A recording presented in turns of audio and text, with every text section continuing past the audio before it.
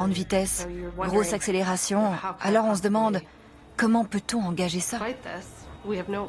On n'avait pas d'armement, à moins d'aller s'écraser dessus, mais vu sa façon de se déplacer, c'était impossible.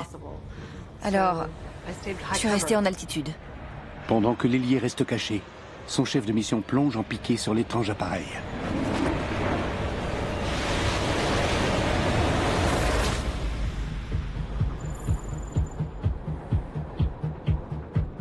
Lou Elizondo a maintenant rendez-vous avec l'autre pilote qui volait ce jour-là, le chef de mission.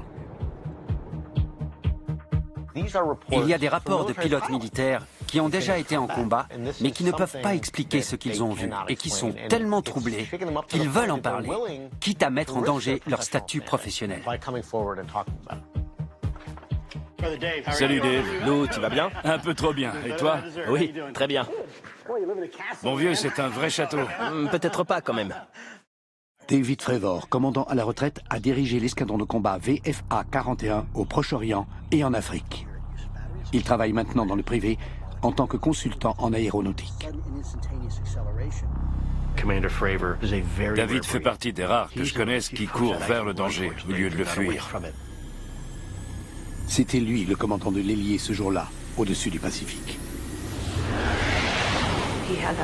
Il a un instinct de chasseur, alors sa réaction ne m'a pas surprise. Je voulais vraiment voir ce que c'était. Si j'avais pu me placer comme en formation aérienne serrée, je pense que c'est ce que j'aurais fait. L'ailier observe l'avion leader qui s'approche de l'appareil non identifié. L'objet a semblé réagir à notre présence. Et il est passé d'une altitude très basse à des manœuvres irrégulières et très rapides.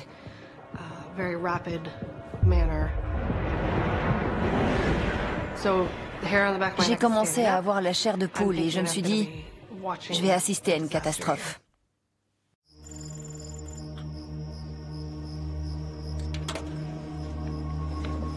Mes questions porteront sur 6 points. Qui, quoi, quand, où, comment et pourquoi. Comme lors d'une enquête antiterroriste ou d'espionnage.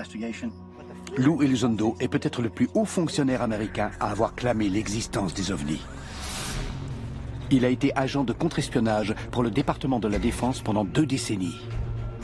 Lou Elizondo a quelque chose de spécial.